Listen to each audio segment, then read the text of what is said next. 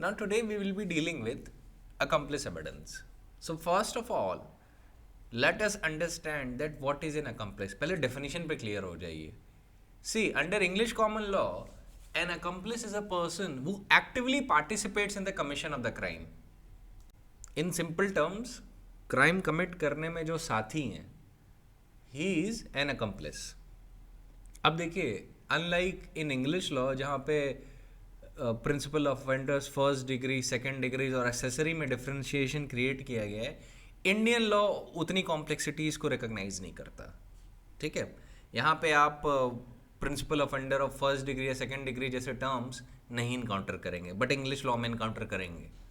तो आपको एक एग्जाम्पल देता हूँ. दो लोग एक साथ जाते हैं बैंक लूटने.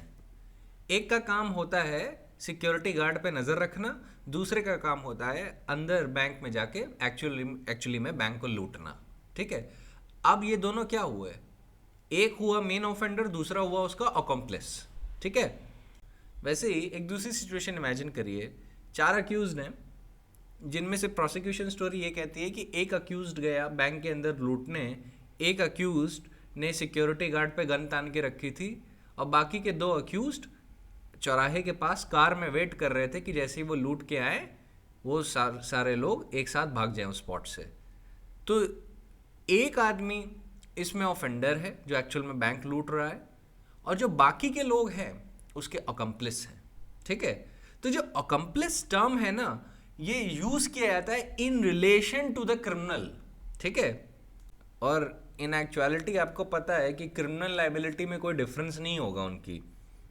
हमारे इलस्ट्रेशन में 4 अक्यूज थे, तो इनके ऊपर robbery red with section 34 apply होगा कॉमन इंटेंशन से.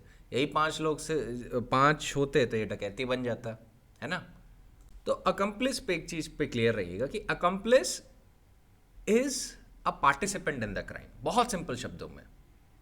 एक टर्म और आता है, approver. Now what is an approver?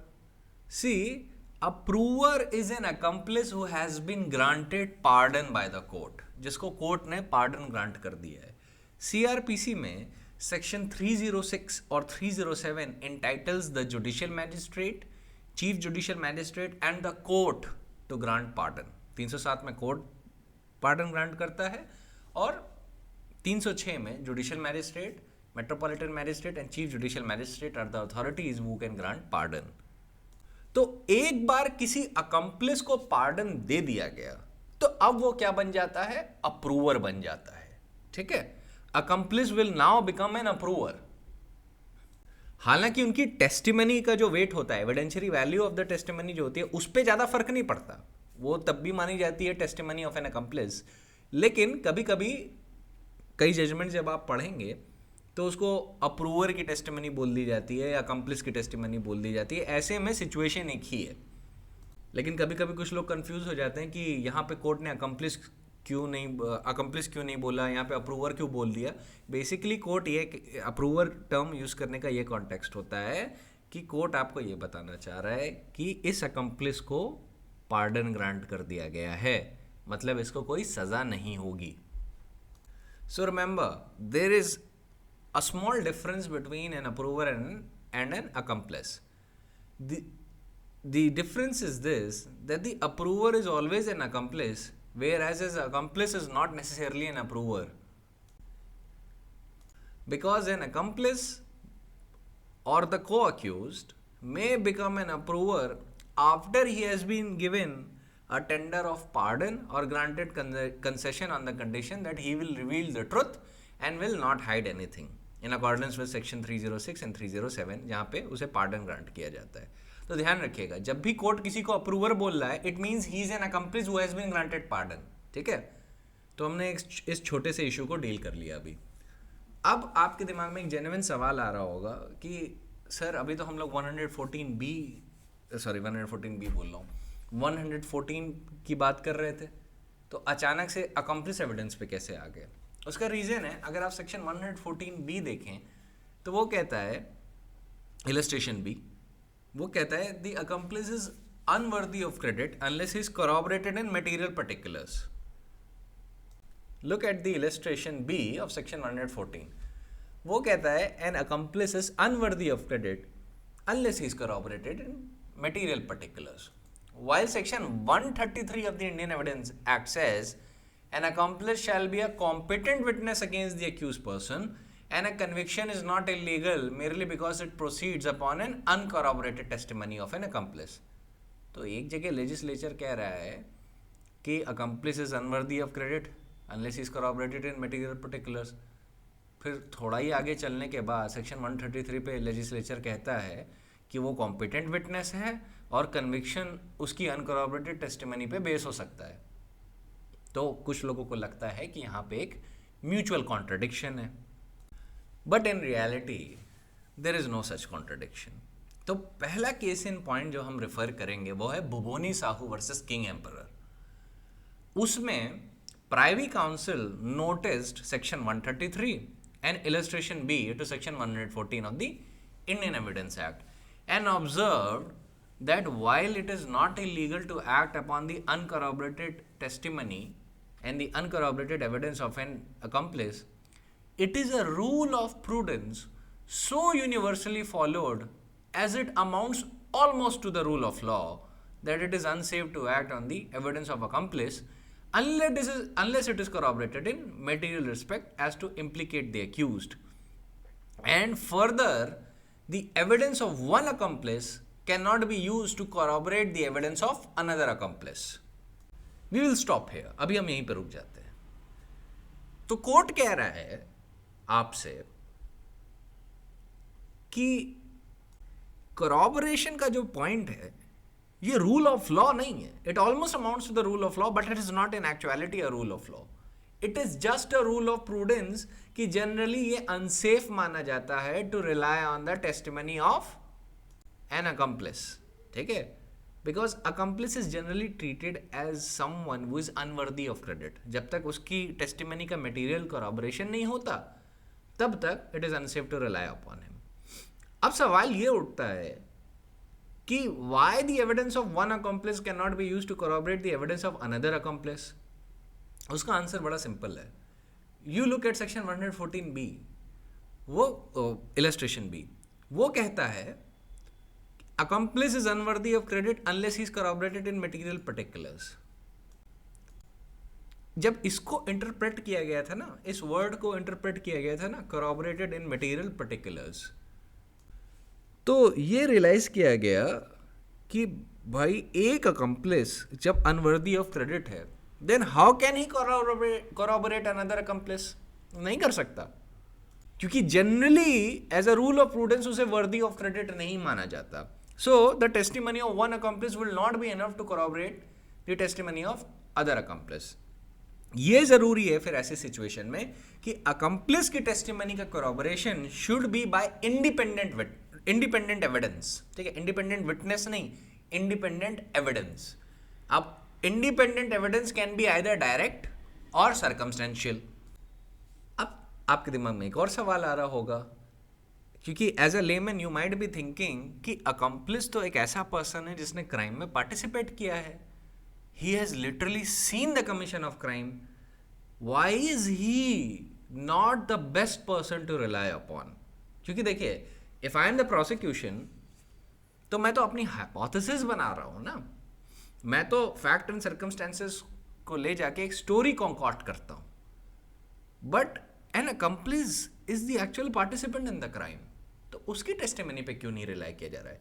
इसका आंसर सर जॉन ब्यूमॉन्ट ने दिया था in Buvoni Sahu versus King Emperor. The Honorable Lord said that the danger of acting on the accomplice evidence is not merely that the accomplice is, on his own admission, a man of bad character who took part in the offense and afterwards, to save himself, betrayed his former associate and who has placed himself in a position in which he can hardly fail to have strong bias in the favor of the prosecution.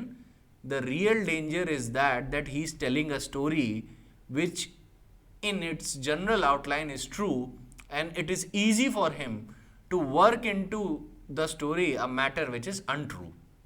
He may implicate 10 people in an offense and the story may be true in all its detail as to 8 of them, but untrue as to other two whose names may have been introduced because they are enemies of the approver. The only real safeguard, therefore, against the risk of condemning the innocent with the guilty lies in insisting on the independent evidence which in some measure implicates each of the accused. So you can understand what the privy counsel is saying. Privy counsel कह रहा है कि it is very difficult to independently analyze such evidence because क्या हो सकता है कि जो अप्रूवर है, जो accomplice who has been granted pardon, तभी ज़्यादातर accomplice evidence भी तभी देता है when he has been granted pardon, otherwise नहीं देता है. तो ऐसी सिचुएशन में ये तो बहुत डिफिकल्ट हो जाएगा ना कोर्ट के लिए कि एक तो पहली बात ये ही is a person of bad character, फिर उसके बाद अपने फेवर के लिए ही betrayed his former partners in crime, betray कर दिया उनको. तो ऐसी सिचुएशन में बहुत आसानी से वो एक जनरल स्टोरी बताए जो मेन मैटर्स में ट्रू है, पर उन्हीं डिटेल्स में कुछ फॉल्स इंफॉर्मेशन कंकॉर्ड कर दे. या ये भी हो सकता है कि जब वो अपना एविडेंस दे तो वो हो सकता है कि कुछ अक्यूज को बचा ले, है ना, कुछ अक्यूज पर्सन को बचा ले, कि हो सकता है कि वो ये कहे कि मुझे पार्डन मिलने के बाद मैं ऐसा एविडेंस दूंगा जो अक्यूज पर्सन को कन्विक्शन के लिए यूज़ हो ही नहीं पाएगा, या मैं झूठी कहानी गढ़ दूंगा while I am giving evidence before the court. तो ये जो सारी चीज़ें हैं ये एक इनबिल्ट डेंजर है अकम्प्लिस की टेस्टिमनी में. This is why the court does not see the testimony of the accomplice as a very strong evidence. It is a very weak type of evidence, and the court ordinarily requires as a rule of prudence corroboration in material particulars. एक और reason होता है कि if he has been granted pardon by the state, the pardon by the court, in that situation जो prosecution है उसको तो लेके अप्रूवर बायस होगा. तो ये भी हो सकता है कि प्रोसिक्यूशन उसे जो जो बोलने को कहे वो सारी बातें बोल दे. ये सारे रिस्क हैं जो अकम्प्लिस की टेस्टिमनी में होते हैं. और बाकी आपने तो भुवोनी साहू में सुना ही कि there is a risk of implication of innocent person along with the guilty person. ये भी रिस्क होता है. तो ऑल इन ऑल इसीलिए इसको एक वीक टाइप ऑफ एविडेंस माना जाता है. इसीलिए कोर्ट इस टेस्टिमनी पे जनरली रिलाई नहीं करता, और इसीलिए वो corroboration इन मटेरियल पर्टिकुलर्स भी चाहता है, जिससे वो श्योर हो जाए कि the story of the accomplish is substantially true. अब ये सवाल उठता है कि किस लेवल का corroboration चाहिए होगा. See the nature and the level of corroboration required would depend upon the fact and circumstances of each case. पर कुछ रूल्स हैं जो सेटल्ड हैं. पहला ये है कि it is not necessary that there should be independent confirmation of every material circumstance, in the sense that the independent evidence in each case is required apart from the testimony of the complainant or the accomplice. All that is required is that there must be some additional evidence rendering it probable that the story of accomplice is true and that it reasonably safe to act upon it. तो हर situation का, हर point का एक independent corroborative evidence नहीं चाहिए. अब मान लीजिए किसी स्टोरी में 6 पॉइंट हैं, ठीक है. अब ये ज़रूरी नहीं है कि हर पॉइंट पे एक इंडिपेंडेंट एविडेंस ला के दीजिए. नहीं, ये हो सकता है कि एक ही इंडिपेंडेंट विटनेस या इंडिपेंडेंट एविडेंस आइदर डायरेक्ट और सर्कमस्टेंशियल जो 6 पॉइंट है, 6 में से 5 पॉइंट को corroborate करता है या 6 में से 4 पॉइंट को corroborate करता है. और फिर एक दूसरा विटनेस आता है जो 6 में से 5 पॉइंट को corroborate करता है. फिर एक तीसरा एविडेंस आता है, सर्कमस्टेंशियल एविडेंस मान लीजिए, जो 6 में से 4 पॉइंट को corroborate करता है या 6 में से 3 पॉइंट को corroborate करता है.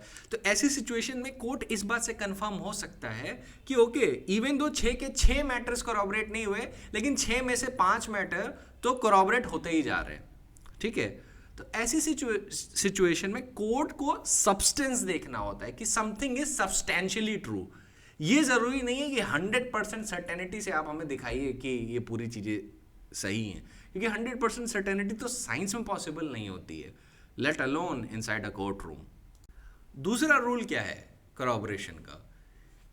दूसरा रूल ये है कि independent evidence must not only make it safe to believe that the crime was committed, but it must in some way reasonably connect or tend to connect the accused with it by confirming in some material particular the testimony of an accomplice that the accused person committed the crime. This does not mean that the corroboration as to identity must extend to all the circumstances necessary to identify the accused person with the offense. All that is necessary is that there should be independent evidence which will make it reasonably safe to believe that the witness's story with regard to the accused is substantially true. तीसरा rule क्या है?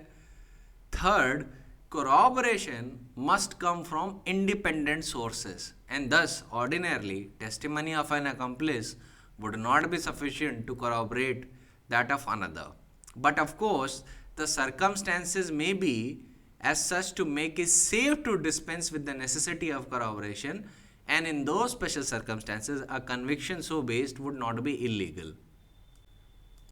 Fourthly, the corroboration need not be by direct evidence the accused person committed the crime. It is sufficient if it was merely circumstantial evidence of his connection with the crime. Were it otherwise, many crimes which are usually committed between accomplices in secret, such as offences against females or unnatural offences, could never be brought to justice. Now, Supreme Court of India approved these rules for the first time in Rameshwar versus State of Rajasthan, decided on 20th December 1951. पर ये rules उसके बनाए हुए नहीं हैं. ये rules lay down हुए थे आर वर्सेस बास्करविल में या किंग वर्सेस बास्करविल में, where the Lord Chief Justice of England laid down these rules. तो जब भी corroboration के पॉइंट पे elaborate कर रहे होंगे आप, तो ये जो रूल्स मैंने अभी आपको बताए ये मेंशन करने बहुत ज़रूरी है. It is very necessary. तो आपको दो चीज़ें समझ में आ गई होंगी कि as a rule of prudence the corroboration is required in material particulars because generally the evidence of an accomplice is considered to be of a tainted character which is of a very weak nature. And as a rule of prudence, which has virtually become the part of the law, is that there should be corroboration in material particulars. However, a safety valve has been introduced by the legislature in section 133 of the Indian Evidence Act that under certain scenarios it is permissible to act upon the uncorroborated testimony of the approver or accomplice. ध्यान रखिएगा, accomplice शब्द का use किया गया 133 में, लेकिन approver और accomplice का कॉन्टेक्स्ट ध्यान रखिएगा जैसा कि मैंने डेफिनेशन में आपको बताया.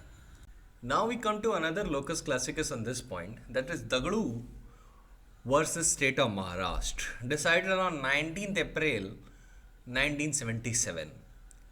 Here, the Supreme Court said that it would be necessary to state the legal position in regard to the evidence of the accomplices and approvers.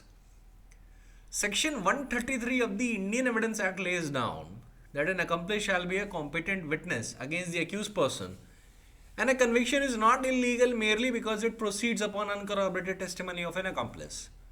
Section 114 of the Evidence Act provides that the court may presume existence of any fact which it thinks likely to have happened, regard being had to the common course of natural events, human conduct, and public and private business in their relation to the facts of particular case. Illustration B to section 114 says that the court may presume that an accomplice is unworthy of credit unless he is corroborated in material particulars. There is no antithesis between section 133 and the illustration B to section 114 of the Evidence Act, because the illustration only says that the court may presume certain state of affairs. It does not seek to raise a conclusive and irrebuttable presumption. Reading the two together, the position which emerges is that though the accomplice is competent witness and though a conviction may lawfully rest upon his uncorroborated testimony, yet the court is entitled to presume and may indeed be justified in presuming in the generality of the cases that no reliance can be placed on the evidence of an accomplice unless the evidence is corroborated in material particulars, by which it is meant that there has to be some independent evidence tending to incriminate the particular accused in commission of the crime. It is hazardous as a matter of prudence to proceed upon the evidence of a self-confessed criminal who, insofar as the approver is concerned, has to testify in the terms of pardon tendered to him. The risk involved in convicting an accused on testimony of an accomplice, unless it is corroborated in material particulars, is so real and potent that during the early development of law, it was felt as a matter of prudence which has been elevated by judicial experience into the requirement of a rule of law. All the same, it is necessary to understand what has hardened into the rule of law is not that the conviction is illegal if it proceeds upon the uncorroborated testimony of the accomplice, but the rule of corroboration must be present to the mind of the judge, and the corroboration may be dispensed with only if the peculiar circumstances of the case make it safe to dispense with it. So the Supreme Court very succinctly laid down the position of law as to why the corroboration is there. So Dadgu is also a very good case. It is a locus classicus that you need to mention in the examinations. Locus classicus आपका होगा R versus Baskerville, privy council का judgment Bhuboni Sahu versus the king, फिर आपका होगा Dagdu versus state of Maharashtra. These are the locus classicus. अब latest judgment अगर आप quote करना चाहें then you can also quote state of Tamil Nadu versus Suresh. It was decided on 1997. अब 1997 सुप्रीम कोर्ट के हिसाब से उसके कॉन्टेक्स्ट में लेटेस्ट ही कहलाएगा. अब आपको बेसिकली एक चीज़ समझनी है कि पोजीशन ऑफ लॉ सेम है, अभी तक वो कंटिन्यू होके चली आ रही है और किसी भी तरीके से ऑल्टर नहीं हुई है. आप state of Tamil Nadu versus Suresh refer करेंगे, वो आपको पता है किसका रेफरेंस देंगे? वो रेफरेंस देंगे आपको of Dagdu versus state of Maharashtra. Dagdu versus state of Maharashtra will give you a reference of Rameshwar versus state of Rajasthan. Rameshwar versus state of Rajasthan will give you a reference of Bhuboni Sahu versus king emperor and R versus Baskerville और the king versus Baskerville, उसका आपको reference देंगे. So the position of law goes like this. ये आपको अक्सर मिलेगा कि settled position कहीं और हुई थी और बाकी जगह सिर्फ रीइटरेशन हो रहा है. ये मैक्सिमम आप देखेंगे, ये मैक्सिमम होता है एटलीस्ट 90% ऑफ द केसेस में. 10% ऑफ द केसेस में कभी कभी सिचुएशन ऑल्टर हो जाती है. उस सिचुएशन में हम उसे लैंडमार्क केस बुलाते हैं क्योंकि that has altered the position. जैसा कि 156(3) के कॉन्टेक्स्ट में हुआ CRPC में. 156(3) में रणधीर सिंह राणा वर्सेस स्टेट को ओवर रूल करते हुए सुप्रीम कोर्ट ने Vinubhai Haribhai Malviya versus state of Gujarat में 156(3) के कंटेक्स्ट में ये कह दिया, now the magistrate can give the order of further investigation even after the cognizance is taken but before the stage of trial. ये पोजीशन पहले नहीं थी. अब तो ट्रायल तक मैजिस्ट्रेट ऑर्डर दे सकता है फर्दर इन्वेस्टिगेशन का या इन्वेस्टिगेशन का. ठीक है. एग्ज़ाम के पॉइंट ऑफ व्यू के लिए आपको ये आंसर कहाँ तक लिखना है ये मैं आपको अभी बता दूँ. आपको लोकस क्लासिकस मेंशन करने हैं पर सारे लोकस क्लासिकस में पोजीशन ऑफ लॉ सेम है. तो पोजीशन ऑफ लॉ पे ध्यान दीजिएगा और प्रिंसिपल्स पे ध्यान दीजिएगा. एक बार पोजीशन ऑफ लॉ और प्रिंसिपल्स पे ध्यान दे दिए तो आपको ध्यान देना है कि करॉबरेशन किस तरीके से होना चाहिए, क्या रूल्स ऑफ करॉबरेशन है, जैसा कि Rameshwar versus state of Rajasthan में सुप्रीम कोर्ट ने कोट किए ऑफ आर वर्सेस बास्करविल. उसका अच्छे तरीके से एलैबोरेशन करिए. उसके एलैबोरेशन के बाद यू टॉक अबाउट कि क्या प्रिंसिपल है जिस पे ये लॉ बेस्ड है.